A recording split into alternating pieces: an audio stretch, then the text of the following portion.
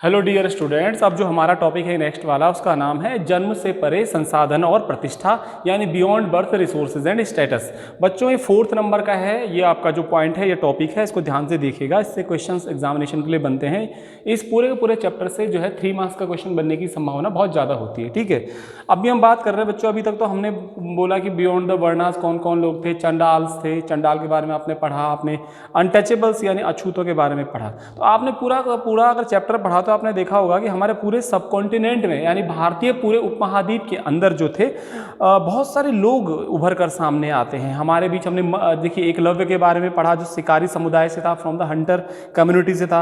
आपने जो है एनिमल हस्बेंड्री करने वाले लोगों के बारे में, पास्टोरल जो लोग थे उनके बारे में देख लिया, आपने फार्मर्स के बारे में पढ़ लिया है, आपने गृहपति के बारे में पढ़ लिया, आर्टिजन्स हो गए, ट्रेडर्स श्रेणी हो गया, और राजाओं के बारे में आपने पढ़ लिया है बच्चों। ठीक है, तो ये क्या थे, बहुत सारे लोग थे जो हमारे पूरे सब कॉन्टिनेंट में धीरे धीरे करके एज अ सोशल एक्टर, जो है सामाजिक नायक, हीरो के रूप में उभर रहे थे धीरे धीरे करके। अब बच्चों हम पढ़ेंगे कि जो संसाधन होते हैं, जो रिसोर्सेज होते हैं, इन पर क्या अधिकार थे लोगों के। मतलब संसाधन का मतलब होता है बच्चों, सीधे बताऊं तो मैं उसका प्रॉपर्टी हो गया, रिसोर्सेज जैसे लैंड हो गया, जमीन हो गई, आपका ऑर्नामेंट्स यानी कि गहने हो गए, आपके यूटेंसिल यानी उपकरण हो गए, आपके महल हो गया, पैलेसेस हो गए, जो भी प्रॉपर्टी किसी की होती है, चाहे राजा हो चाहे कॉमन पीपल हो, उसका उस सब प्रॉपर्टी को हम एक रिसोर्स कहते हैं। तो क्या प्रॉपर्टी पर राइट लोगों के थे, कैसे लोग प्रॉपर्टी पर राइट्स अपना क्लेम कर सकते थे, क्या लोग प्रॉपर्टी में मेल और फीमेल दोनों को इक्वल राइट था, क्या महिला और पुरुष को समान अधिकार दिया गया था, और क्या वहां पर जो है शूद्रास को भी प्रॉपर्टी का राइट दिया गया था, शूद्र जिनको कहा गया वर्ण सिस्टम में, क्या उनको भी प्रॉपर्टी का राइट दिया गया था। इस पे बात करेंगे। सबसे पहले आप स्टोरी देखेंगे, महाभारत की कहानी, आपका जो टॉपिक शुरू होता है उसमें आप देखेंगे कि जी महाभारत की स्टोरी क्या है। आपने महाभारत की स्टोरी पढ़ी होगी। महाभारत की मेन जो स्टोरी है बच्चों, उसमें कौरवों और पांडवों की लड़ाई है, मतलब war between the Kauravas and Pandavas. होता क्या है आपको पता होगा, युधिष्ठिर को इन्वाइट किया था किसने, दुर्योधन ने, कहाँ पर, अपने हस्तिनापुर में है। तो उसने वहां पर क्या हुआ, एक गेम खेला। कौन सा गेम था, जिसको आपने सुना होगा, जुए का खेल, game of dice.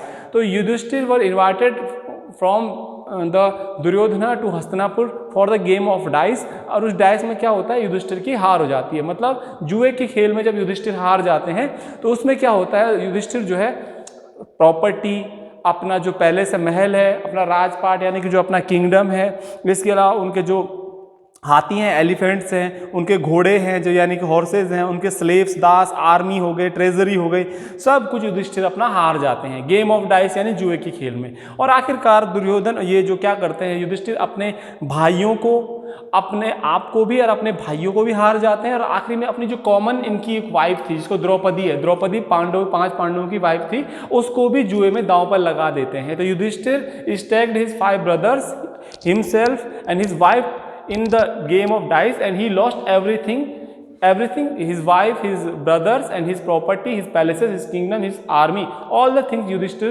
lost in the game of dice. इस स्टोरी से हमें क्या पता चलता है, this story developed about the right on the resources in ancient time. दो बातें पता चल गई, because Yudhishthir that was the elder brother, Yudhishthir क्या था, बड़ा भाई था। तो इससे ये पता चलता है कि बड़े भाई को संपत्ति पर विशेष अधिकार मिलता था। दूसरा second right, woman have no any right on the property, महिला का कोई अधिकार था ही नहीं प्रॉपर्टी पर, इससे पता चलता है। जी वो द्रौपदी को भी हार गए थे, द्रौपदी संपत्ति का विशेष भाग युधिष्ठिर के पास, द्रौपदी को भी हार गए, तो वुमेन्स को भी हार गए। तो इसका मतलब क्या, द्रौपदी वुमन को भी प्रॉपर्टी का राइट प्रॉपरली नहीं था। कहीं ना कहीं इससे ये स्टोरी पता चलती है। अब हम मेन पार्ट पे आते हैं। जो हमारा मेन पार्ट है वो है असली स्टोरी, कि जो हमारा संपत्ति के जो अधिकार थे, संपत्ति के अधिकार के मामले में gender access to the property, यानी कि जेंडर मतलब मेल एंड फीमेल, तो whether the male and female both have equal right on the property और नॉट, संपत्ति पर अधिकार के मामले में जो थे किस प्रकार के नियम थे।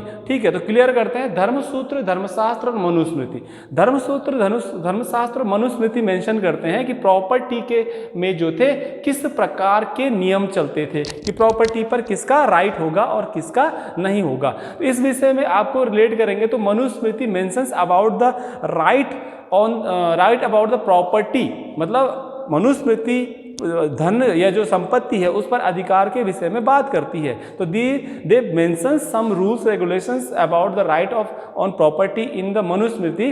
दे explain that only the male have the right to property, यानी पुरुषों का ही संपत्ति पर अधिकार था मनुस्मृति के हिसाब से। यानी किसी पिता की अगर मौत हो जाती है तो उसके जो बेटे होंगे वो ही संपत्ति में हिस्सेदार होंगे। Property to be divided among the sons, यानी कि संपत्ति का जो बंटवारा होगा पूरा का पूरा आपके बच्चों में होगा। किसमें? कोई व्यक्ति मर जाता है और उसकी मौत हो जाती है तो उसके बाद जो उसके बेटों में समान रूप से संपत्ति बटेगी। समान रूप से नहीं बोल रहा हूं, प्रॉपर्टी बटेगी, लेकिन उसमें भी जो है क्या होगा, समान रूप से बंटने में सबसे बड़ा जो बेटा होगा उसको स्पेशल जो है विशेष अधिकार मिलेगा, विशेष संपत्ति का भाग मिलेगा। ठीक है, ये था। और सबसे बड़ी बात, संपत्ति के मामले में सबसे बड़ी कमी ये रह गई कि महिला को संपत्ति का कोई अधिकार नहीं दिया गया। यानी महिला क्लेम नहीं कर सकती है अपने पिता की संपत्ति में किसी तरह का राइट, यानी कि woman have no claim on the property of her parents. ठीक है, but the elder brother can claim for the special right और special share on the property of his parents. ठीक है, ये हो गया। तो इसमें एक आप प्रॉब्लम आप इसमें देखेंगे कि वुमन है उसको कोई राइट नहीं दिया गया है, तो वुमन के पास प्रॉपर्टी कहाँ से आएगी? तो उसमें स्पेशली मेंशन किया गया है कि महिला का स्त्री धन ही अपना, यहाँ पे क्या लिखा हुआ है? स्त्री धन, स्त्री धन ऑफ वुमन। तो स्त्री धन महिला को धर्मसूत्र, धर्मशास्त्र और मनुस्मृति कहती है कि उनको कोई भी अधिकार प्रॉपर्टी में नहीं मिलेगा, कोई अधिकार नाहत नहीं था, वो क्लेम नहीं कर सकती थी, लेकिन महिला को अपने स्त्री धन को अपने पास रखने का राइट था। अब स्त्री धन क्या होता है? स्त्री धन वो धन होता है जो महिला को जो है शादी में जो गिफ्ट मिलते हैं उनको महिला का स्त्रीधन माना जाता है, स्त्रीधन माना जाता है। The wealth of woman, when woman got married at that time she receive some gifts or some property that is called the स्त्री धना। ठीक है, तो स्त्री धन महिला का वो धन है जो विवाह के समय उसे दिया जाता है, और स्त्री धन पर सिर्फ महिला का अधिकार होता था, इसमें किसी भी तरीके से पुरुष का कोई भी अधिकार नहीं होता था।